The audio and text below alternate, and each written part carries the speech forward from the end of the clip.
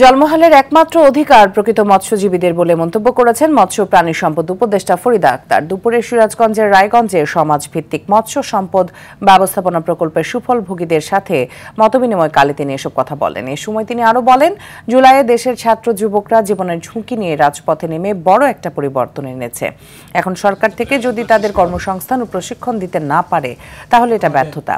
জেলা প্রশাসক মোহাম্মদ নজরুল ইসলাম, মৎস্য অধিদপ্তরের মহাপরিচালক ডক্টর মোহাম্মদ আব্দুর রউফ সহ অন্যান্যরা এই সময় উপস্থিত ছিলেন। এটা জুলাই মাস, আজকে 6 তারিখ। একটু আগে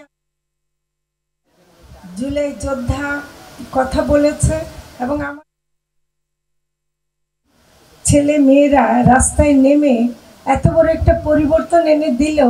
এখন আমরা সরকার থেকে তাদেরকে যদি আমরা কর্মসংস্থান করতে না পারি, তাদেরকে প্রশিক্ষণ দিতে না পারি, এটা আমাদের ব্যর্থতা।